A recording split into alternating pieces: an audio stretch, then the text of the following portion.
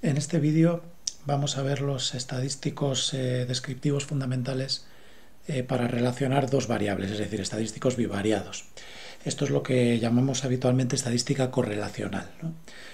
En primer lugar veremos las tablas de frecuencias para relacionar dos variables categóricas normalmente y posteriormente veremos pues, los distintos coeficientes de correlación o los fundamentales que vamos a estudiar, ¿no? Bien, ¿cómo calculamos una tabla de contingencia en HASP? Pues nos tenemos que ir al menú frecuencias y a tablas de contingencia. Pero antes voy a presentar la base de datos. Se tratan de unos datos extraídos de una submuestra de las pruebas PISA 2018. Tenemos una variable que es país, tenemos los 4 países fundamentales del sur de Europa, Grecia, España, Italia y Francia, ¿no? Y Portugal, Grecia, España, Italia y Portugal.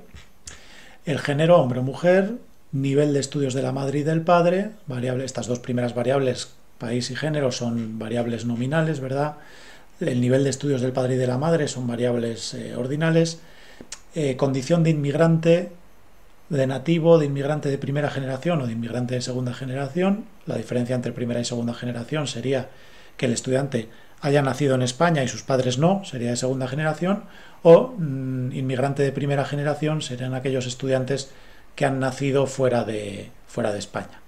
La condición de repetidor del estudiante o no, el número de cambios de escuela en el historial del estudiante, nivel socioeconómico, es la variable ESCS, y luego algunas variables educativas del estudiante. El nivel socioeconómico es el nivel socioeconómico familiar y luego tenemos el interés que percibe el estudiante, que tienen los profesores en la enseñanza de los propios estudiantes, el gusto por la lectura del estudiante, el miedo al fracaso, la resiliencia que tenga el estudiante, el sentimiento de pertenencia al centro, la experiencia en cuanto al bullying recibido, si el estudiante percibe que recibe bullying en el centro, y por último rendimiento en matemáticas y rendimiento en ciencias. Estas son unas cuantas del montón de las muchas variables que hay en las pruebas PISA, y en concreto se han seleccionado una submuestra de unos 500, 600, a ver cuántos son, 590 estudiantes en total. Bien, vamos a calcular una tabla de contingencia, entonces vamos a frecuencias y aquí tenemos tablas de contingencia, la tercera opción. Imaginemos que queremos, por ejemplo, relacionar el hecho de que el estudiante sea repetidor con el país de referencia. Entonces, si queremos hacer una tabla de contingencia con país y repetidor, tendremos que añadir una de las variables en el cuadro filas y otra de las variables en el cuadro columnas, según como queramos que sea la tabla, ¿no? Si queremos que en filas aparezca la condición de repetidor, pues pondríamos repetidor en filas, y si queremos que en columnas aparezca país, pues ponemos país en columnas. Lo podríamos poner al revés y la tabla se daría la vuelta, digamos, ¿no? Por defecto nos aparece la tabla de contingencia y luego un estadístico que no hemos estudiado, que son los test chi cuadrado, por lo tanto vamos a quitarlo, abrimos estadísticos y quitamos aquí el chi cuadrado. Ya está, y dejamos nada más la tabla de contingencia. Por de pronto ya vemos que nos sale la tabla con las frecuencias absolutas. Lo que nos está diciendo es que en Grecia, por ejemplo, de los 114 personas o estudiantes, 112 eran no repetidores y 2 repetidores. En Italia 141 por 24, en Portugal 81 por 18 y en España 145 por 57.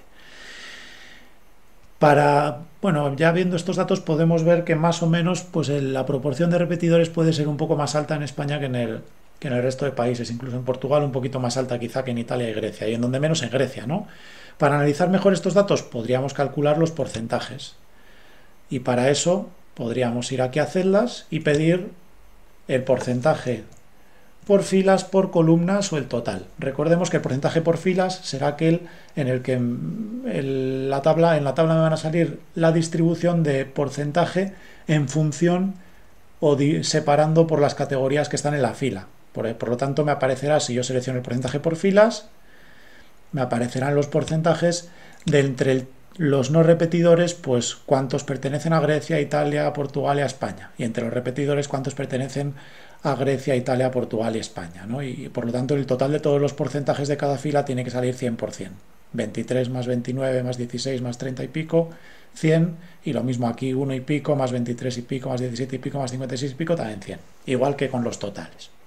Bien, en este caso, si lo que nos interesa es saber si hay más repetidores en función del país, pues sería mejor quizá pedir el porcentaje por columnas para saber cuál es la distribución de repetidores en Grecia, en Italia, en Portugal y en España por separado. Por lo tanto, vamos a quitar aquí filas, vamos a mantener columnas y fijaros que ahora si pongo el porcentaje por columnas me aparece el porcentaje de entre el total de griegos qué porcentaje son repetidores y no repetidores, ¿no? Por ejemplo, en Grecia hay un 98% de no repetidores, en Italia un 85%, en Portugal un 81%, casi 82%, y en España prácticamente un 72% de no repetidores.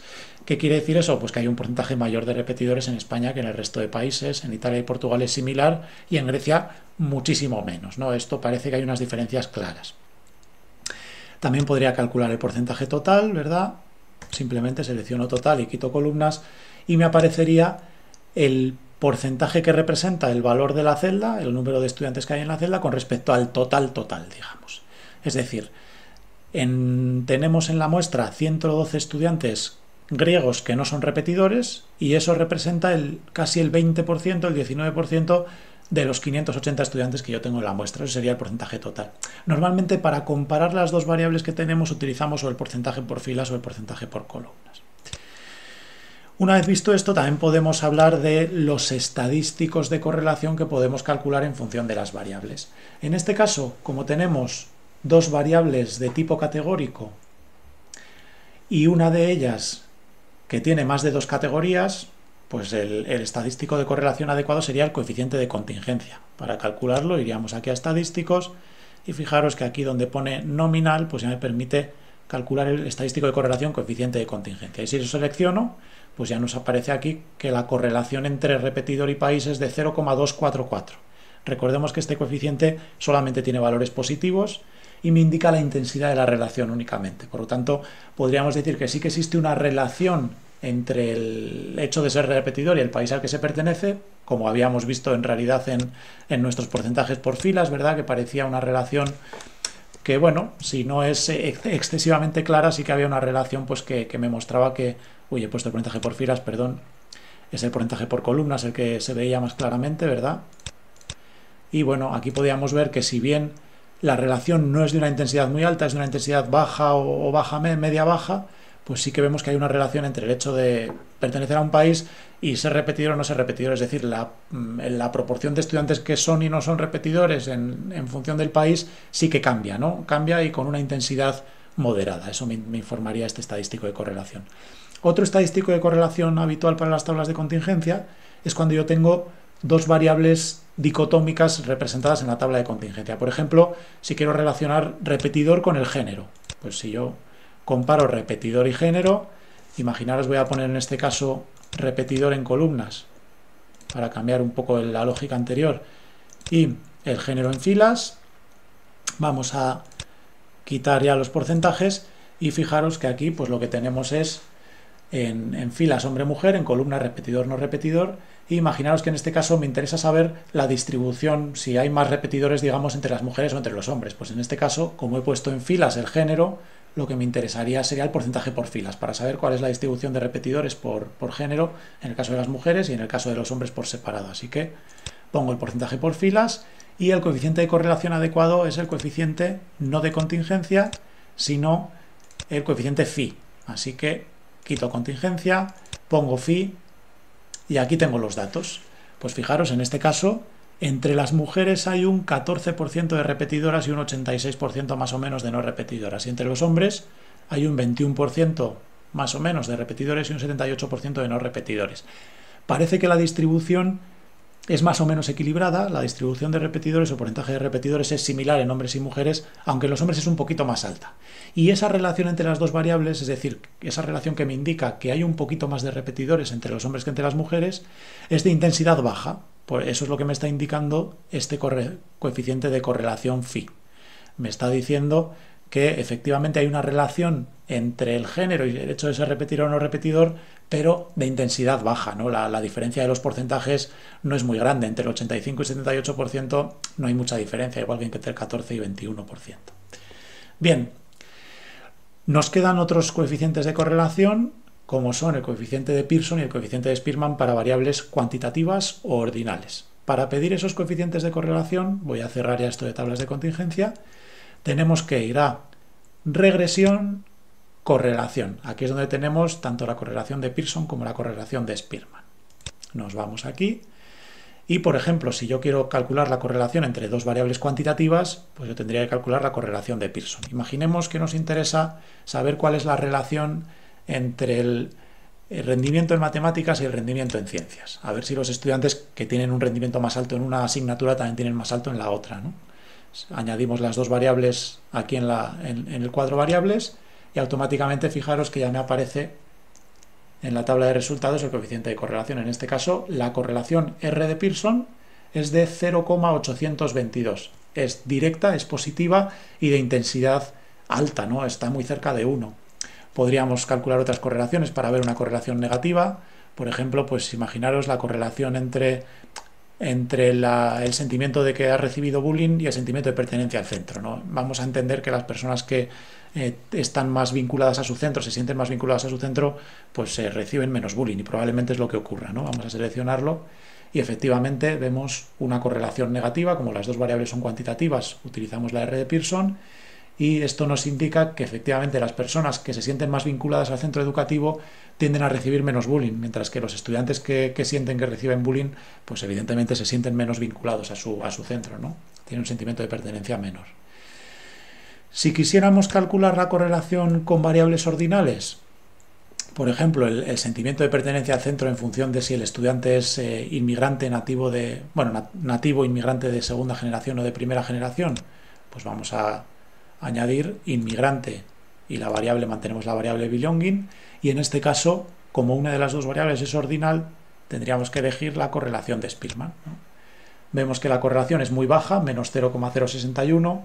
En la base de datos podemos ver en la variable inmigrante, aquí, que nativo es igual a 1, inmigrante de segunda generación a 2 y inmigrante de primera generación igual a 3. Por lo tanto, este valor negativo nos indica que las personas que tienen un mayor sentimiento de pertenencia al centro tienden a ser, aunque con una intensidad muy muy baja, en mayor proporción de casos nativos que inmigrantes, ¿no? También podríamos calcular la correlación entre dos variables ordinales con el estadístico de Spearman. Por ejemplo, los niveles de estudios del padre y de la madre. Vamos a añadirlos. Evidentemente, aquí la hipótesis es que vamos a obtener valores positivos y de intensidad media o alta, porque normalmente las familias, los padres y las madres, o si son dos padres o si son dos madres, suelen tener niveles de estudios similares. Por lo tanto, esto quiere decir que las personas con estudios altos pues suelen tener un entorno social también de personas con estudios altos y por lo tanto se suelen juntar también, emparejar con personas de estudios altos y viceversa, ¿no? Por eso, fijaros que el coeficiente de correlación de Spearman en este caso es positivo y está cerca de 0,5, por lo tanto hay una relación directa de intensidad media o moderada entre los niveles de estudios de la pareja, digamos, ¿no? En este caso pone padre y madre, pero bueno, podrían ser dos padres, dos madres o lo que sea. Bien, y por último vamos a ver el coeficiente de correlación biserial puntual. Este es un poquito más difícil de calcular. Recordemos que ese coeficiente lo calculamos entre variables dicotómicas y variables cuantitativas.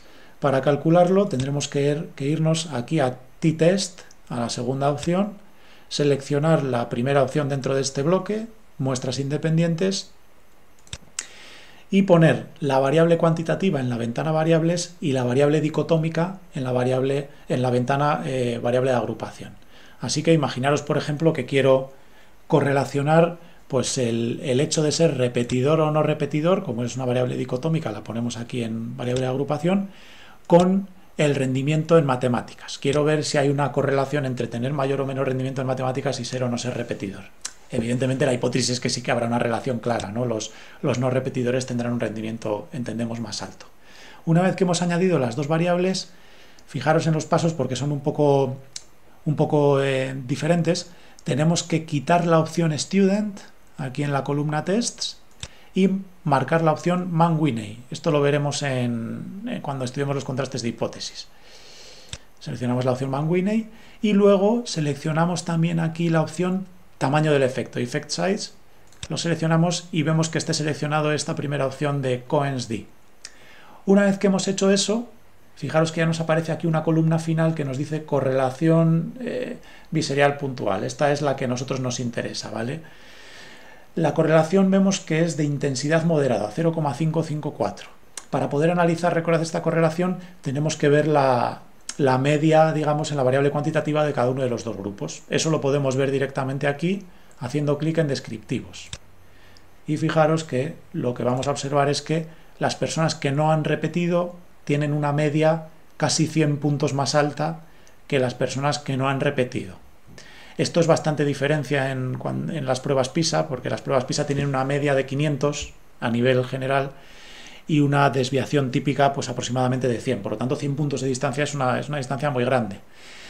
Y eso lo que nos hace pensar es que efectivamente las personas no repetidoras tienen un rendimiento, o lo que vemos es que las personas no repetidoras tienen un rendimiento superior a las repetidoras y que la correlación entre ambas variables tiene una intensidad media, incluso media alta, porque ya estamos casi en valores más cerca de 0,6 que 0,5, ¿verdad? Y por lo tanto hay una relación muy clara entre el rendimiento y el hecho de ser repetidor o no ser repetidor.